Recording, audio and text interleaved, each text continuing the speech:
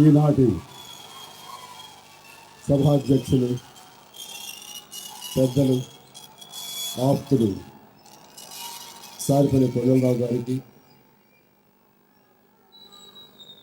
ఇప్పుడే వెడలినటువంటి కేంద్ర మంత్రులు బండారు దత్తాత్రేయ గారికి, అలాగే మిత్రుడు తలసాని యాదవ్ గారికి, శ్రీనివాస్ యాదవ్ గారికి, నా తమ్ముడు, నా సోదర సమానుడు, నాకు అత్యంత ఆప్తుడు, ఆంధ్రప్రదేశ్ వైద్య శాఖ మత్స్యుడు శ్రీ గంటా శ్రీనివాసరావు గారికి, పెద్దలు, మా కుటుంబ సభ్యులు, నాకు అత్యంత మనసుకు తగిలిన వ్యక్తి, ఆంధ్రప్రదేశ్ వైద్య శాఖ మత్స్యుడు కామినేని శ్రీనివాసరావు గారికి, అలాగే మా పరుచూరి వెంకటేశ్వరరావు గారికి, నా నిర్మాత అశ్వదత్ గారికి, సీనియర్ పాత్రికేయ మిత్రుడు వాసంత్ ప్రకాశం గారికి, శిరీష్కి, అల్లు అర్జున్కి, ఇతర వేదిక అందించిన పెద్దలకు, ఆహ్వానితులకు, నా అభిమానులకు, ప్రతి ఒక్కరికి హృదయపూర్వక నమస్కారం. శ్రీ అల్లు రామలింగయ్య కళాపీఠం ఆధ్వర్యంలో నిర్వహిస్తున్నటువంటి ఈ జాతీయ పురస్కార ఉత్సవానికి నేను దాదాపుగా ప్రతి సంవత్సరం హాజరవుతూనే ఉన్నాను. ఈ సభకు రావటం అన్నది నాకు చాలా సంతోషం. అయితే ముఖ్యంగా ఈసారి ఇప్పుడు జరుగుతున్నటువంటి ఈ కార్యక్రమానికి రావటం మరీ సంతోషంగా ఉంది. కారణం, రామలింగయ్య గారికి అత్యంత ఆప్తులు, వారి మనసుకు అతి దగ్గరైనటువంటి వ్యక్తి, మా కుటుంబంలో ప్రతి ఒక్కరికి ఇష్టమైన శ్రీ రాఘవేంద్రరావు గారికి ఈ పురస్కారం జరగటం, ఈ అవార్డు అందివ్వటం అనేది నాకు మరింత సంతోషంగా ఉంది. అదే కారణం, రామలింగయ్య గారిది, శ్రీ రాఘవేంద్రరావు గారిది మధ్య ఉన్న బంధం, వ్యక్తిత్వ బంధం, సినిమా అనుబంధం అది విడదీయడానికి నాకు ఎన్నో దశాబ్దాలుగా వారితో పాటు నాకు అనుబంధం ఉంది. వారి యొక్క అనుబంధాన్ని ప్రత్యక్షంగా వీక్షించిన వ్యక్తిగా నాకు తెలుసు ఒకళ్ళంటే ఒకరికి ఎంత ఇష్టమో. అలాంటి రామలింగయ్య గారి జాతీయ పురస్కారం రాఘవేంద్రరావు గారికి ఇవ్వటం అన్నది అది చాలా సముచితం, చాలా ఆనందదాయకం. ఆ అవార్డు రావటం ఎంతైనా అది రాఘవేంద్రరావుకి గౌరవం.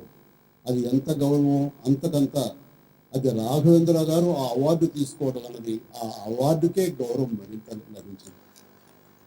ఆ రకంగా రాఘవేంద్రరావు గారికి ఈ సందర్భంగా మనస్ఫూర్తిగా నా యొక్క హృదయపూర్వక అభినందనలు, శుభాకాంక్షలు తెలియజేస్తున్నాను. రామలింగయ్య గారు ఎక్కడ ఉన్నా సరే ఆయన మనసుకు అత్యంత దగ్గరైన వ్యక్తి, ఇష్టమైనటువంటి రాఘవేంద్రరావు గారు ఈ పురస్కారం తీసుకోవటం అనేది ఆయన మనసు నిండుగా సంతోషిస్తారు, నిండు మనసుతో ఆశీస్సులు అందజేస్తారు. రాఘవేంద్రరావు గారి సినిమాల్లో దాదాపుగా రామలింగయ్య గారు లేనటువంటి సినిమా లేదని అనుకుంటున్నాను. బహుశా ఒకటో రెండో మిస్ అయి ఉండొచ్చు, కానీ బహుశా ఆయన లేని సినిమాలు లేవని నేను అనుకుంటున్నాను. ఆయన లేకుండా రాఘవేంద్రరావు గారు కామెడీని, వినోదాన్ని, ఎంటర్టైన్మెంట్ని అసలు ఊహించరు. ఆయన ఉండాల్సిందే. అంటే ఎలా ఉంటుందంటే, రామలింగ గారు ఉంటే తెర మీద వచ్చిన తర్వాత మనం ఎంత ఆనందం అనుభవిస్తామో తర్వాత విషయం, కానీ షూటింగ్ సమయంలోనే రాఘవేంద్రరావు గారు ఆయన చేసే యాక్షన్ ఆయనతో చేయించుకుంటూ ఎంత పడిపోయిన అవుతారో నేను ప్రత్యక్షంగా చూసిన వాడిని. అంత ఆనందం ఆయన అనుభవిస్తుంటారు. అంటే ఉదాహరణకి ఎలా ఉంటుందంటే, ఆయన ఆట పట్టించడం కూడా ఆయనకు ఒక పెద్ద ఆట విడుపు. సరదాగా రామయ్య గారు ఆ యాక్షన్ చేయండి అంటే, బాబు నాకు ఈ వయసులో అది బాగుంటుంది చేయండి, కాదు అది సభ్యతగా ఉండదేమో అని అంటారు. అందులో కొంచెం మసాలా, కొంచెం సెన్సార్ సంబంధించి ఉండేలా పెడతారు. సరిగా తప్పనిసరి డబ్బులు తీసుకున్నాము, ప్రొఫెషన్ కాబట్టి ఆ ప్రొఫెషనలిజం తోటి చెయ్యాలని ఆయన చేస్తారు. చేసి ఆహాహా నేను తెగ నవ్వేసుకుని ఆనందపడతారు. ఇట్లా అంతా గోలగా ఉంటుంది. తీరా చూసిన తర్వాత రావణ గారు మీ మనసుకి వ్యతిరేకంగా ఏమి చేయను, మీరు ఎలా అనుకున్నారు ఇప్పుడు చెయ్యండి, ఇది సినిమాలో ఉంటుంది అంటారు. అంతసేపు ఆయనకి ఎంటర్టైన్మెంట్ రావణయ్య గారు. అలాగా ఒకళ్ళు చక్కగా ఒక మంచి హెల్దీ దీంట్లో వాళ్ళిద్దరూ ఒకరొకరు అలరిస్తూ అందరినీ ఆట పట్టిస్తూ చాలా సరదాగా ఉంటారు. అలాగే రామలింగ గారు అంటే ప్రత్యేకమైన గౌరవం ఉంది రాఘవేంద్రరావు గారికి. ఆయనకి ఏదైనా ఒంట్లో బాగోకపోతే ఆయనకు వైద్యుడు కూడా రామలింగయ్య గారు. ఆయన మీద అంత నమ్మకంతో ఆయన ఇచ్చేటువంటి మందుని తీసుకుని ఆ రకంగా ఉపశమనం పొందుతుంటారు. సో వీరి అనుబంధం ఎన్నో దశాబ్దాలుగా జరిగింది. దాని విడదీయరాని అనుబంధం అని. సో వీరిద్దరి గురించి ముఖ్యంగా రాఘవేంద్ర గారి గురించి మాట్లాడే ముందు రామలింగ గారి గురించి ప్రత్యక్షంగా నాకున్నటువంటి అనుబంధం గురించి నేను ముందుగా 4 ముక్కలు చెప్పుకోవాలి. అందరికీ తెలిసి రామలింగయ్య గారు ప్రముఖ హాస్య నటులు. అత్యద్భుతంగా పాత్రల్ని ఆయన తెర మీద నటించి చూపించగలరు, మెప్పించగలరు. వారిని ఆయన రాణించే ఒక గొప్ప నటులు ఆయన. ఇది అందరికీ తెలిసిన విషయం. కానీ చాలామందికి తెలియంది ఆయనతో వ్యక్తిగత పరిచయం ఉన్నటువంటి కొద్ది మందికి. అలాగే నాతోటి ఆయనతోటి మరీ ఇంటర్నల్గా అంటే ఫ్యామిలీ పరంగా ఆయన అల్లుడుగా నాకున్నటువంటి పరిచయంతో, ఆయన ఉండే ఇష్టంతో నేను మరీ ఆయనతో ఎక్కువ అవినాభావ సంబంధం ఏర్పరచుకున్నటువంటి సందర్భంలో ఆయన ఏమిటి, ఆయన వ్యక్తిత్వం ఏమిటి, ఆయన మనస్తత్వం ఏమిటి, ఆయన ఏ విధంగా ఆలోచిస్తారు అనేది చూస్తుంటే సినిమా నటుడుగా ఆయన అంటే నేను సినిమాలోకి రాకముందు వచ్చిన తర్వాత నాకు ఆయన అంటే అభిమానం. ఆయన అభిమానిగా నేను ఎప్పుడు ఆయన్ని ఇష్టపడుతుంటాను. కానీ వ్యక్తిగతంగా తెలిసిన తర్వాత నేను ఆయనకి వీరాభిమానిగా మారానన్న విషయం వాస్తవం. ఆయనలో ఎవరు చూడటువంటి, చాలా తక్కువ మంది చూసినటువంటి ఎన్నో కోణాలు ఉన్నాయి. ఆయన ఒక వైద్యుడు, ఆయన ఒక మానవతావాది, కమ్యూనిజం భావాలని వంట పట్టించుకుని ఆ రకంగా ఒక అభ్యుదయవాదిగా ఆయన ఒక మానవతావాదిగాను ఉండేవాడు. అలాగే స్వాతంత్ర సమయంలో పోరాటంలో పాల్గొని గాంధీ గారి ఇన్స్పిరేషన్తో, స్ఫూర్తితోటి ఆయన గాంధేయవాదిగా కూడా ఉన్నారనే విషయం చాలా తక్కువ మంది తెలుసు. ఆ సమయంలో జైలుకు వెళ్ళి ఆ రకంగా అన్ని రకాల బాధలు కూడా అనుభవించారు. అక్కడ తన దేశభక్తిని చాటుకున్నారు ఆయన. అంతేకాకుండా ఆయన మనిషి చాలా సనాతన మనిషిగా కనబడతారు, కానీ చాలా అధునాతన భావాలు ఉన్నటువంటి మనిషి. ఆయన చాలా మోడర్న్ భావాలు ఉన్న మనిషి. ఆయన యుక్త వయసులో ఉండగా పాలకొల్లులో కొంతమంది కొన్ని వర్గాలకు సంబంధించిన వారిని ఊరి చివర ఉండే పరిస్థితుల్లో వాళ్ళకి అస్పృశ్యత అనేటటువంటి ఒక పరిస్థితుల్లో పెట్టినప్పుడు అది దురాచారం అంటూ దాన్ని తీవ్రంగా ఖండిస్తూ వెళ్ళి వాళ్ళతో పాటు ఆ యొక్క పల్లెలో వాళ్ళ పక్కన కూర్చుని సహపంక్తి భోజనం చేసి ఆ రకంగా చాలామందికి కనువిప్పు కలిగేసేటువంటి గొప్ప మానవతావాది. ఆ రకంగా రామలింగ గారిని మనస్ఫూర్తిగా మనందరం అభినందించాలి. ఇది చాలా తక్కువ మందిలో ఉండేటువంటి గొప్ప గుణం అది రామలింగ గారికి ఉంది. ఇలాగా ఆయన భాష మీద, అలాగే మన తెలుగు సత్సాంప్రదాయాల మీద ఆయనకు ఉన్నటువంటి మక్కువ ఎంత అంటే, ఆయన బిడ్డలు చెన్నైలో పుట్టారు, మెడ్రాసులో. ఎక్కడ వాళ్ళకి తెలుగు భాష దూరం అయిపోతారో, తెలుగు సంస్కృతి, తెలుగు పండుగలకి, తెలుగు ఆచార వ్యవహారాలకు దూరం అయిపోతారో అని వారిని కట్టుదిట్టంగా ఉంటూ తెలుగుదనం పూర్తిగా వాళ్ళకి నేర్పే విధంగా, తెలుగుదనం అలవరుచుకునే విధంగా, తెలుగు చాలా స్పష్టంగా వాళ్ళకి వచ్చేలాగా, తెలుగు భాష ఏంటి, దాని గొప్పతనం ఏంటని వాళ్ళకి తెలియజెప్పేలాగా అహర్నిశలు ప్రత్యేకంగా ఎంత బిజీగా తన ప్రొఫెషన్లో ఉన్నా సరే ఆ పిల్లలకి వాళ్ళకి ఆ రకంగా తెలుగు గొప్పతనం గురించి తెలియజెప్తూ వచ్చి ఆ రకంగా తెలుగు మీద తనకున్న అభిమానాన్ని, తనకున్నటువంటి ప్రేమని చాటుకున్నారు. రకంగా బిడ్డలకి తెలుగుదనాన్ని ఒక ఒక ఇదిగా ఇచ్చారు, వాళ్ళకి వచ్చేలాగా. ఆ రకంగా తెలుగు మీద ఆయనకి ఎంతో అభిమానం, పట్టు. ఇక ఆయన గురించి ఇలా చెప్పుకుంటూ వెళ్ళాల్సి వస్తే ఎన్నో ఉన్నాయి. ఆయన ఆధ్యాత్మిక తాత్వికవేత్త కూడా. రామకృష్ణ పరమహంస సూక్తుల్ని స్ఫూర్తిగా తీసుకుని దాని జీవితానికి అన్వయించినటువంటి గొప్ప వ్యక్తి ఆయన. అలాంటి సమయంలో ఆయన ఎన్నో సూక్తులు, ఎన్నో విషయాలు, ఎన్నో మంచి విషయాలు నాకు చెప్తున్నారు. ఆయనతో కూర్చోవటం ఒక ఎడ్యుకేషన్. అలా కూర్చున్న సమయంలో ఒక మాట ఆయన చెప్పింది నేను ప్రాక్టికల్గా నా జీవితంలో అన్వయించుకునేలాగా చేసింది. ఆయన ఎప్పుడు అంటూ ఉండేవారు, పెదవి దాటని మాటకు ప్రభువు నీవు, పెదవి దాటిన మాట ప్రభువు నీకు. నోటి వెంబట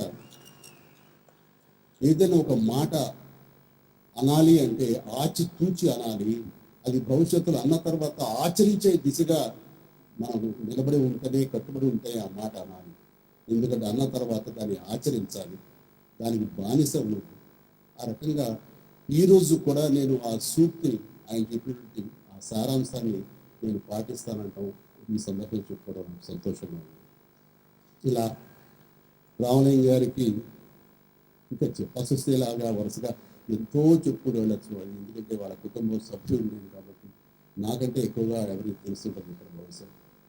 ఆ రకంగా రామలింగ గారు ఈ రోజు ఎక్కడ ఉన్నా సరే మనం ఆయన తలుచుకోవటం అన్నది, ఆయన సంతోషిస్తారు. ఆయనకి మనం ఇచ్చే ఘన నివాళి ఈ రకంగా రాఘవేంద్ర గారిని మనం అందరం సత్కరించుకోవడం.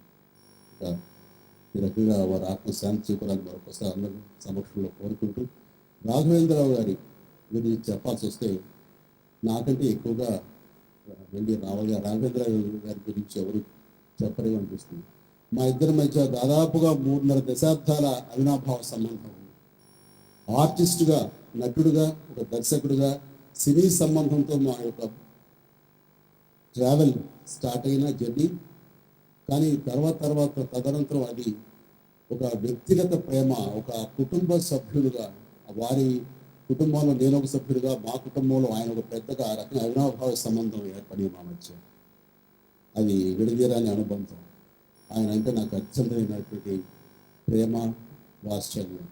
అంత ప్రేమగా ఆయన కూడా పిలుస్తారు. నన్ను ఆయన ఏమని పిలుస్తారో తెలిసాక నేను ఎప్పుడు పేరు పెట్టి పిలవరు ఆయన. నాకంటే ఎంతో పెద్దవాళ్ళు, వాళ్ళ ముందు చాలా చిన్నవాడిని. నన్ను ఏం పిలిచినా సరే పలకాల్సినటువంటి పరిస్థితిలో ఆయన నా అత్యంత ఆప్యాయంగా బాబాయ్ అని పిలుస్తారు. ఆ పిలుపు చాలా చాలా ఆత్మీయంగా, చాలా హృద్యంగా ఉంటుంది. అంతటి ఆత్మీయత ఉంది.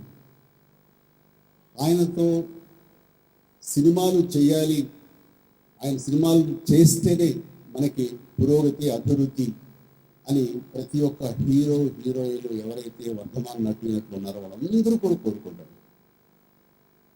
నేను ఆయన దర్శకత్వం చేసే ముందే ఒక శుభలేఖ, వింటురామ విధులో కృష్ణయ్య, మంత్రి గారి విజయంకుడు, ఖైదీ, చట్టాలు ఇక్కడే లేవు, ఇలాంటి సినిమాలు చేసిన విశ్వనాథ్ గారు, బాపు గారు, ఇలాంటి పెద్ద దర్శకుల దగ్గర చేసిన, బాలచందర్ దర్శకుల దగ్గర చేసినా సరే ఎక్కడో చిన్న అభద్రతా భావం ఉండేది, ఒక ఇన్సెక్యూర్ ఫీలింగ్. మనం ఇండస్ట్రీలో సెటిల్ అయ్యామా, స్టెబిలైజ్ అయ్యామా, ఇండస్ట్రీలో మన స్థానం సుస్థిరమేనా అని ఇలాంటి కొంచెం మీమాంస ఉంటూ ఉండేది.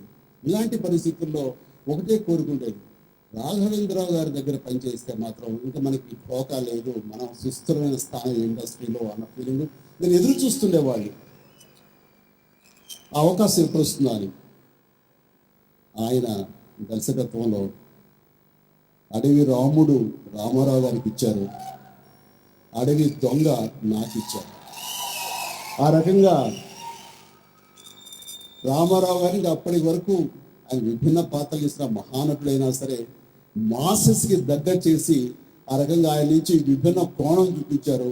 నన్ను మాస్ హీరోగా, మాసెస్ని మరింత దగ్గర చేసి ఆ తర్వాత నా సినిమా స్టామినాని ఎంతో హైట్స్కి పెంచారు ఆయన.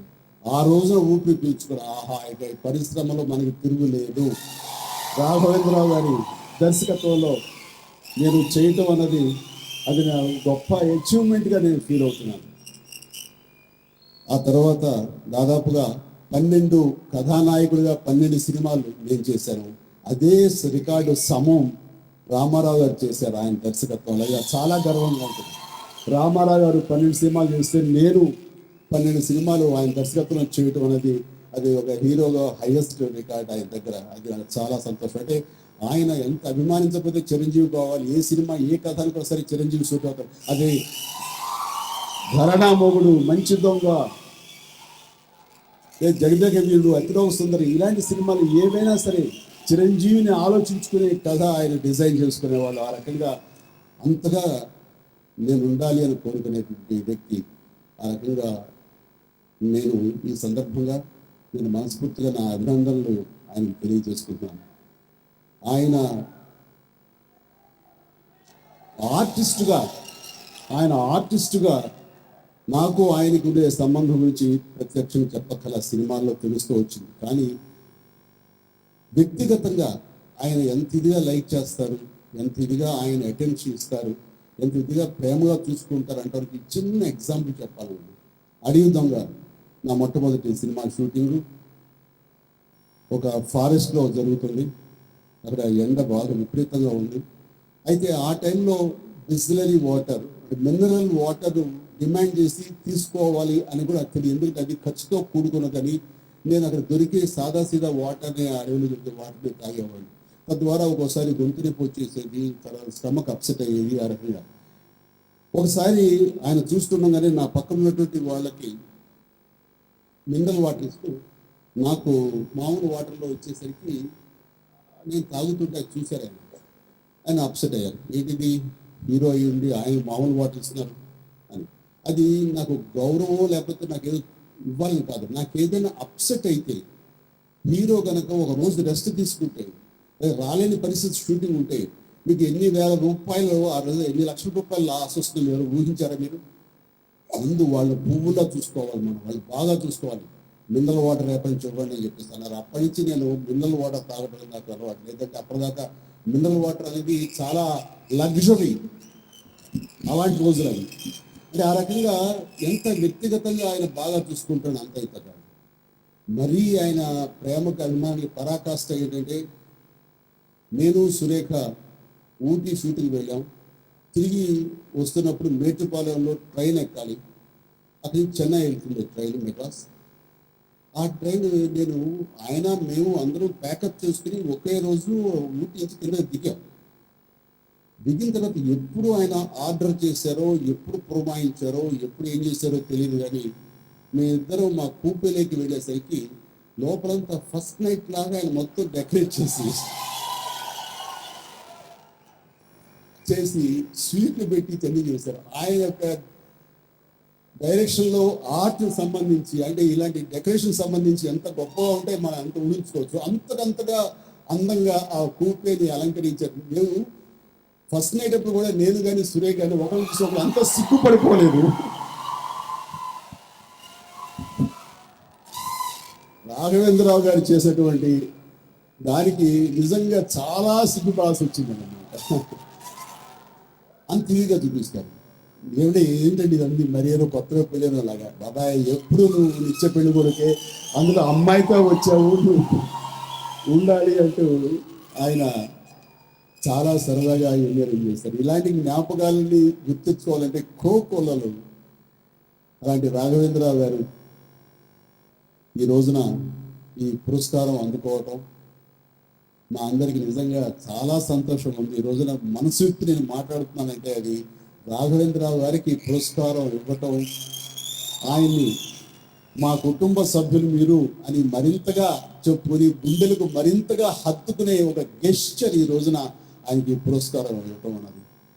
ఆ రకంగా ఆయన కూడా పెద్ద మనసుతోటి ఒప్పుకొని నేను వస్తాను, ఎందుకంటే రామలింగ గారు అవార్డు తీసుకోవటం అనేది నాకు చాలా సంతృప్తి ఇస్తుంది. అలాగే వస్తానని ఆయన వచ్చి అవార్డు తీసుకోవటం చాలా చాలా సంతోషంగా ఉంది. అండ్ ఈ సందర్భంగా సారిపల్లి కొండలరావు గారి గురించి చెప్పాలి. ఆయన అలాంటి మిత్రుడు రామలింగ గారికి దొరకడం అనేది నిజంగా రామలింగ గారికి అదృష్టం, మా కుటుంబం చేసుకున్న పుణ్యం అనిపిస్తుంది. అలాంటి వ్యక్తి ఉండి ఇది నిరంతరంగా నిరభ్యంతరంగా ఇది నిరాటంకంగా ఇలా సాగిపోతూ ఈరోజు ఇన్ని సంవత్సరాలుగా దశాబ్ద కాలం పైబడి ఈ యొక్క ఫంక్షన్ ఇలా చేస్తున్నారు, మీ అందరి సమక్షంలో చేస్తున్నారు, మీ అందరి యొక్క ఆశీస్సుల అభిమానంతో ఇలా చేస్తున్నారంటే కనుక ఆయన రామలింగయ్య గారు మరణించినా సరే ఈ రకంగా మనందరి మధ్య జీవించాలి అన్న సత్సంకల్పంతో చేస్తున్న సారిపల్లి కొండలరావు గారి యొక్క ప్రయత్నానికి నా కుటుంబం యావత్ అందరి తరపు నుంచి ఆయనకి నేను సభాముఖంగా నా ధన్యవాదాలు, కృతజ్ఞతలు తెలియజేస్తున్నాను. నాకు ఈ అవకాశం ఇచ్చేందుకు ధన్యవాదాలు. Thank you. జై హింద్.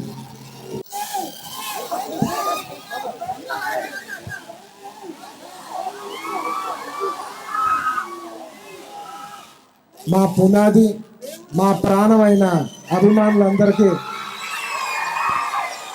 ధన్యవాదాలు తెలియజేసుకుంటూ సెలవు.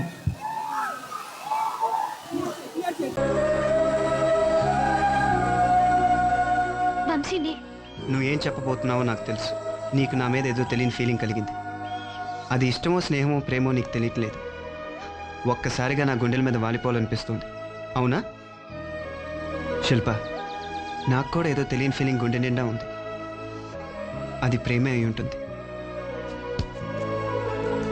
అంటాను అనుకున్నావా? ఇలా ప్రేమ, వంకాయ, గోంగూర లాంటి ఫీలింగ్స్